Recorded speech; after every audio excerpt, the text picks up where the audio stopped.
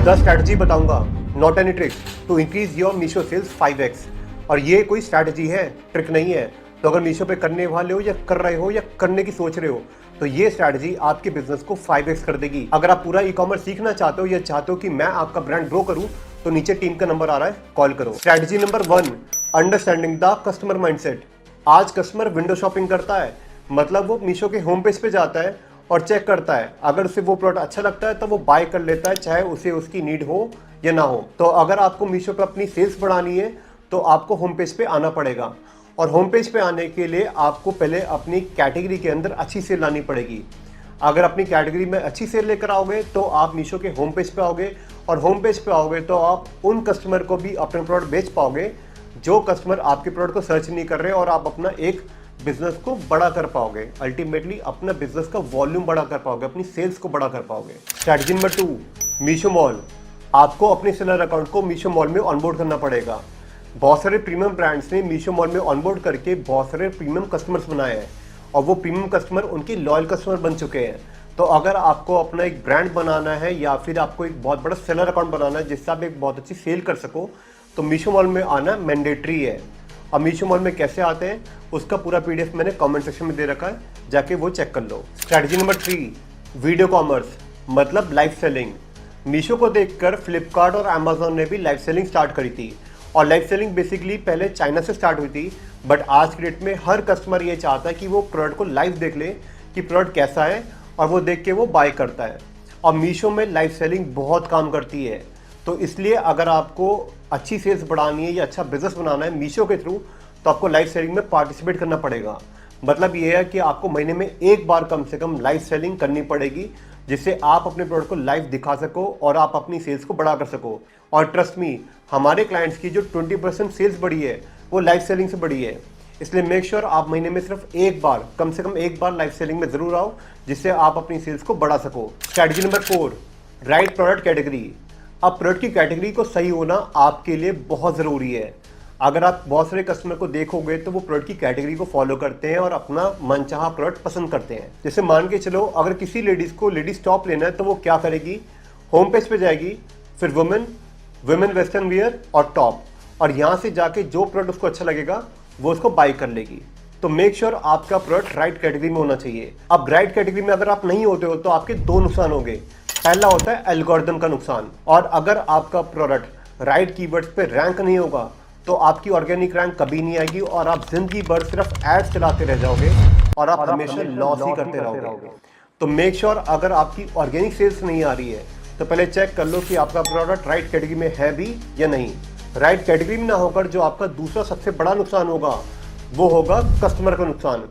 जैसे मैंने बताया, बहुत सारे कस्टमर कैटेगरी के पाथ को फॉलो करते हैं, जैसे होम, वुमेन वेस्टर्न वियर और टॉप। अब ये जो कस्टमर होते हैं वो कैटेगरी को फॉलो करते हैं, और अगर उस राइट कैटेगरी, जो लास्ट का कैटेगरी है, जो आपका लेडीज टॉप वाला कैटेगरी है, अगर उसमें आपका प्रोडक्ट नहीं हुआ और अगर आप किसी गलत कैटेगरी में चले गए तो आप कितना भी कर लो, उन कस्टमर्स को आप कभी भी पकड़ नहीं पाओगे और आपकी बहुत सारी सेल्स मिस हो जाएगी। Strategy number 5, target resellers. आज भी मीशो पे बहुत सारे रीसेलर्स हैं, और वो रीसेलर्स कोई और नहीं, बेसिकली हाउसवाइफ है। तो अगर आपको इन रीसेलर्स को टारगेट करना है तो आपको ये 3 चीज़ करनी है। पहला, प्रोडक्ट की क्वालिटी। अगर प्रोडक्ट की क्वालिटी अच्छी होगी तो आपको रिपीट ऑर्डर्स आएंगे और वही रीसेलर आपके प्रोडक्ट को बार बार प्रमोट करेंगे। Number 2, unique product. अगर आपका प्रोडक्ट यूनिक होगा तो आप ज़्यादा से ज़्यादा रीसेलर्स को अप्रोच कर पाओगे, वरना आप कॉम्पिटिटर से ही कम्पीट करते रह जाओगे। Number 3, fashion category. आज भी बहुत सारे रीसेलर्स फैशन कैटेगरी में काम करते हैं, और बेसिकली हाउसवाइफ ज़्यादातर लाइफस्टाइल कैटेगरी में काम करती है अफिलिएट लिंक के थ्रू।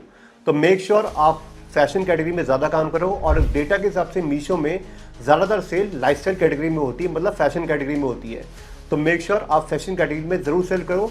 अगर आपके पास कोई भी कैटेगरी में आप पहले से बिजनेस नहीं कर रहे हो, अगर आप उसमें कर रहे हो तो उसमें करो, बट फैशन कैटेगरी मीशो पे सबसे ज़्यादा चलती है। Strategy number 6, external traffic. Meesho के ऊपर अगर आपका ट्रैफिक किसी सोशल मीडिया वेबसाइट या गूगल के थ्रू आता है तो मीशो आपकी प्रोडक्ट को बहुत अच्छे से प्रमोट करता है। अब एक्सटर्नल ट्रैफिक को बढ़ाने के लिए आप मीशो के इन्फ्लुएंसर प्रोग्राम में भी पार्टिसिपेट कर सकते हो। मीशो के इन्फ्लुएंसर प्रोग्राम से बहुत अच्छी आपकी ब्रांड अवेयरनेस होगी। बहुत सारे ब्रांड मीशो के इन्फ्लुएंसर प्रोग्राम से पार्टिसिपेट करके अपनी सेल्स को 5x कर चुके हैं, और इसमें कोई नुकसान नहीं होता। अगर आपकी सेल्स आएगी तो ही आपका कमीशन जाता है। तो make sure Meesho influencer programme में आप पार्टिसिपेट करो। अगर आपका विजन ब्रांड बनाना है तो, अगर ब्रांड नहीं बनाना, अगर एक अच्छी सेल्स बनानी है, फिर भी आपको मीशो इन्फ्लुएंसर प्रोग्राम में पार्टिसिपेट करना चाहिए। Strategy number 7, search friendly. 70% customer Meesho पे आज भी सर्च करके आता है, जैसे toys for kids, top for women under 500। तो ये सारे वो सर्च क्वेरीज होते हैं जो कस्टमर सर्च करके मीशो पे प्रोडक्ट को ढूंढता है। तो मेक श्योर जब भी कोई कस्टमर आपके प्रोडक्ट को सर्च करे, आपका प्रोडक्ट सबसे टॉप पे आए, क्योंकि जब भी टॉप पे आएगा तो आपकी सेल्स हमेशा सबसे ज़्यादा आएगी। टॉप पे आने के लिए आप कुछ चीज़ें कर सकते हो जो सबसे अच्छी प्रैक्टिस है, ताकि आपका प्रोडक्ट हमेशा सबसे टॉप पे आए। पहला होता है टाइटल।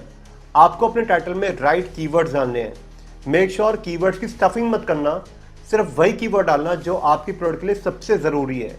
फॉर एग्जाम्पल के लिए आपका प्रोडक्ट है ऑर्गेनिक कॉटन टी शर्ट्स, तो आपने क्या डाला, organic cotton T shirts for main, for kids या फॉर वुमेन, जो भी आपका मेन कीवर्ड है। अब ये मत डालना फैंसी टी शर्ट या stylish T shirt.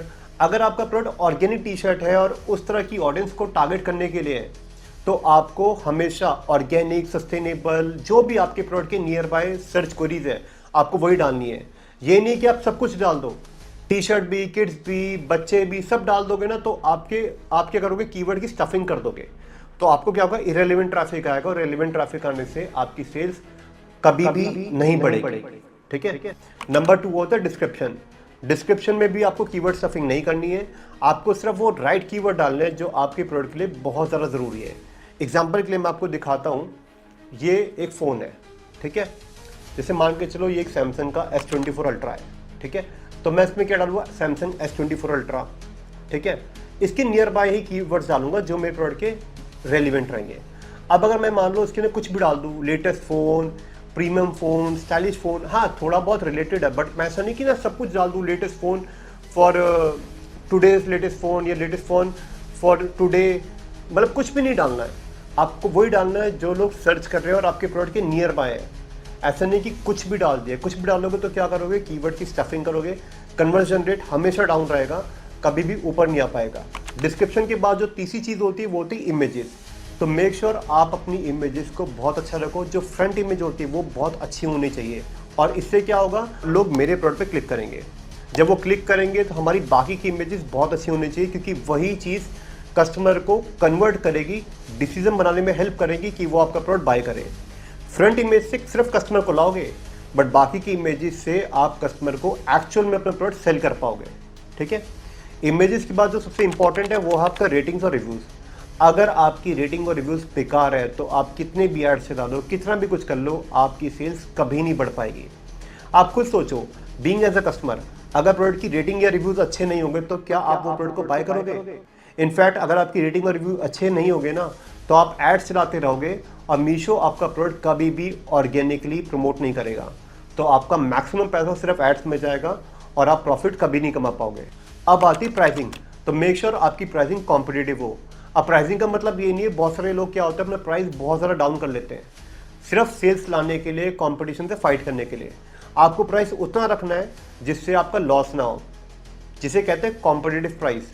Competitive price का मतलब ये नहीं होता कि कॉम्पिटिशन को देख के बिल्कुल लोस्ट कर लो। कॉम्पिटिटिव प्राइस का मतलब ये होता है कि जो आपकी प्रोडक्ट की क्वालिटी है उसके हिसाब से आपका प्राइस मैच होना चाहिए। ये नहीं कि प्रोडक्ट की क्वालिटी 300 रुपये की आप 400 रख लो, 400 रखोगे तो बिकेगा नहीं, वरना रिटर्न आ जाएंगे, कस्टमर खरीद तो लेगा। और अगर प्रोडक्ट की क्वालिटी है 500 रुपये की, आपने प्राइस रख लिया 400 रुपये, तो उससे क्या होगा, आप लॉस कमाओगे, क्योंकि आप कहीं ना कहीं सेल्स लाने के लिए जस्ट प्राइस कम करे जा रहे हो। तो आपको प्राइस बिल्कुल उतना ही रखना है जो आपकी क्वालिटी को कॉम्पीट कर सके। अब आता है फ्रीबीज एंड कॉम्बो। बहुत सारे कस्टमर्स मीशो पे सर्च करते हैं टी शर्ट्स पैक ऑफ 2 या कुर्ती पैक ऑफ 2। वो हमेशा pack of 2, pack of 3, pack of 4 की सबसे सर्च करते हैं। तो मेक श्योर आप फ्रीबीज और कॉम्बोज हमेशा कस्टमर्स को दो, ताकि आप अपसेलिंग कर पाओ, सेम कस्टमर को ज़्यादा से ज़्यादा प्रोडक्ट बेच के अपना एवरेज ऑर्डर वैल्यू बढ़ा सको। अब सबसे इंपॉर्टेंट जो सबसे ज़रूरी है वो है एम ट्रस्टेड बैच। मीशो पे एम ट्रस्टेड बैच होता है। अगर आप मीशो पे सेल कर रहे हो तो आपको पता होगा, अगर सेल नहीं कर रहे हो तो याद रखना, मीशो का एम ट्रस्टेड बैच आपके हर प्रोडक्ट के ऊपर होना चाहिए। अब मीशो का एम ट्रस्टेड बैच कैसे मिलता है, कैसे नहीं मिलता है, इसका पूरा का पूरा मैंने एक PDF में डाला हुआ है। वो PDF आपको कमेंट सेक्शन में मिल जाएगा, याद से वो चेक कर लेना। तो याद रखना कि मीशो का एम ट्रस्टेड बैच आपके हर प्रोडक्ट पे होना चाहिए। एम ट्रस्टेड बैच आपके प्रोडक्ट की ऑथेंटिसिटी को बढ़ाता है। एम ट्रस्टेड बैच से मीशो आपके प्रोडक्ट को खुद से भी ऑर्गेनिकली प्रमोट करता है और ये कस्टमर्स को भी इम्पैक्ट करता है कि वो आपके प्रोडक्ट को हमेशा खरीदे, ना कि आपके कॉम्पिटिटर का खरीदे। Strategy number 8, upselling and cross selling. बहुत सारे सेलर क्या करते हैं कि वो सिंगल प्रोडक्ट ही लिस्ट करते हैं, बट आपको ऐसा नहीं करना है। एग्जाम्पल के लिए, अगर आपकी ये बॉटल है, ठीक है, तो इस बॉटल के अंदर रेड, ब्लैक, येलो, वाइट बहुत सारे कलर्स है, तो आपको बहुत सारे वेरिएशन बनाने सिंगल लिस्टिंग के साथ, ताकि कस्टमर जब ब्लू खरीदने आए तो उसको रेड, ब्लैक, येलो भी ऑप्शन दिख सके। और अगर ब्लू कलर उसको नहीं पसंद है तो वो रेड, ब्लैक कोई सा भी कलर ले ले। और आपको साइज के हिसाब से भी वेरिएशन बनाने हैं। मान के चलिए ब्लू बॉटल है 500 ml की, और अगर आपके पास 1000 ml, 1500 ml या 200 ml की बॉटल्स है तो वो भी लिस्ट करो। कस्टमर क्या करता है, हमेशा ना कंपेयर करता है कि 500 ml की मुझे इतनी की पड़ रही है, 1000 ml की इतनी की पड़ रही है, 300 ml की इतनी की पड़ रही है। तो अगर मल्टीपल कस्टमर के पास ऑप्शन दोगे तो वो कोई ना कोई परचेज कर लेगा, बट अगर कस्टमर को आप एक ही ऑप्शन दोगे तो वो खरीदेगा नहीं। तो मेक श्योर कस्टमर को हमेशा ऑप्शन दो, साइज के, कलर के, जो भी आपके पास ऑप्शन है वो हमेशा आप कस्टमर को दो। ये हमेशा आपका एवरेज ऑर्डर वैल्यू बढ़ाने में हेल्प करता है। Strategy number 9, seller score. Seller score आपके लिए बहुत जरूरी है। जितना अच्छा सेलर स्कोर होगा उतनी अच्छा मीशो आपके प्रोडक्ट को प्रमोट करेगा, और जितने अच्छे आपके फॉलोअर्स होंगे उतनी ज़्यादा आपके लॉयल कस्टमर होंगे। बहुत सारे ब्रांड्स को अगर देखोगे तो उन्होंने लॉयल कस्टमर बना बना के, फॉलोअर्स बना बना के अपने रिपीट परचेज बनाए हैं। सेलर स्कोर और फॉलोअर्स आपको जनरली न्यू कस्टमर्स को भी टारगेट करने में हेल्प करते हैं, क्योंकि न्यू कस्टमर भी वहीं से खरीदना चाहते हैं जो अच्छा ब्रांड हो, जिसका अच्छे प्रोडक्ट हो, क्योंकि अल्टीमेटली वो खुद कस्टमर है, उसको प्रोडक्ट खरीदना ही है। तो वो हमेशा बैड क्वालिटी नहीं खरीदना चाहता, वो हमेशा अच्छे प्रोडक्ट ही खरीदना चाहता है। Strategy number 10, ratings and reviews with real images. अगर आपके प्रोडक्ट पे रेटिंग्स एंड रिव्यूज है विद रियल इमेजेस, तो हमेशा कस्टमर के माइंड में एक बहुत बड़ी कन्विंसिंग इमेज बनती है कि उन्हें आपका प्रोडक्ट ही क्यों खरीदना चाहिए instead of your competitor. Rating and reviews तो हर प्रोडक्ट पे होते हैं, बट अगर साथ में रियल इमेजेस होती है तो कस्टमर को ये समझ में आता है कि हाँ, ये एक्चुअल में प्रोडक्ट अच्छा है। तभी बहुत सारे लोगों ने इसके ऊपर रेटिंग एंड रिव्यूज डाली है with their own images. Real images होती है तो कस्टमर को समझ में आ जाता है कि हाँ, प्रोडक्ट तभी अच्छा होगा, तभी इतने सारे लोगों ने अपनी रियल इमेज डाल के इस पर रिव्यू करा है। क्योंकि रेटिंग एंड रिव्यूज आपको बहुत से प्रोडक्ट पर मिल जाएगी, बट रियल इमेजेस प्रोडक्ट की रिव्यू डालते हुए आपको हर जगह नहीं मिलेगी।